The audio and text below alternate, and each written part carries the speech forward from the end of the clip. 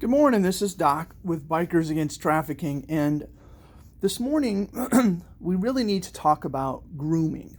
Grooming is a behavior that if someone wants to traffic somebody or take them and put them into human sex slavery or human sex trafficking, right?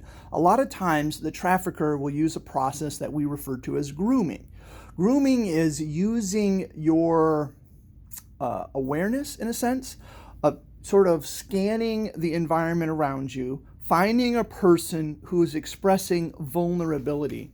And because they're expressing this vulnerability, the trafficker will then start to think about ways to meet that vulnerability. So if a person has a low self-esteem, right, the trafficker will swoop in and try to build that person up, saying, man, you're so beautiful, or you're so smart, you're so intelligent, right? They'll look at the vulnerability and then they'll try to work on it. They work on that vulnerability because they know that if they can convince their target that they start to have value, and they're the ones that see them, their target, as valuable, it draws the target to them. So grooming is a process where the trafficker might buy something for somebody, might offer them somebody, might build their self-esteem, might help them meet a real need, right? You try to use that vulnerability to develop a relationship. And then once that relationship is developed, you start guiding the target into a behavior that they don't want to go, right? And you usually do it slowly, so the resistance sort of drops. The trafficker wants to have that relationship a lot of times because when they have that relationship, their target trusts them. And because the target starts to trust them, the target starts to give them the benefit of the doubt. So then the trafficker can start to exploit that.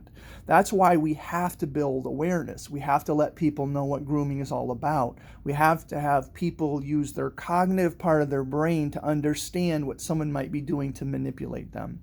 On the other hand, we also need the target, so to speak, for them to understand that if they have a vulnerability and they're expressing it through social media or in the wrong place, someone who wants to take advantage of them is going to pounce on that. So the perceived weakness that you show, right, is the area that the trafficker is going to come in and try to manipulate and use you. So we have to, in our awareness, explain to people. And it's not just kids. We've had teachers, we've had 40-some-year-old guys.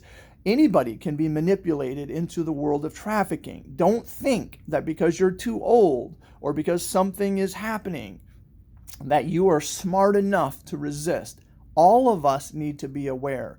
Now, a lot of times we talk about grooming in terms of human trafficking, but also people groom others just to take advantage of them, right? When you take the stereotypical domestic violence situation, the person that loves the person that's abusing them usually tells themselves, right, that the person that's abusing them is a good person. Like most of the time they're loving. This is the exception. They start to rationalize and justify their behavior. And another aspect of grooming is to use that psychological pull of love.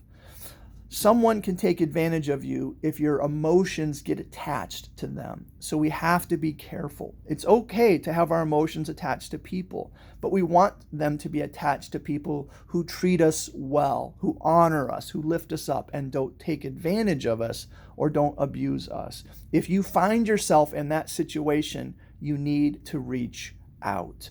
There is always hope. You can always text, "Be free," right? You can text "help" to "be free." There is always a way to do it. On the back of our card, right? The Bikers Against Trafficking card you might see, or on the stickers, right?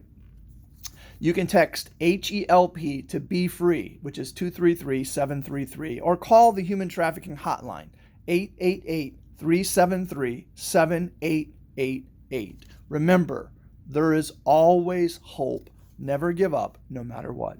Peace out.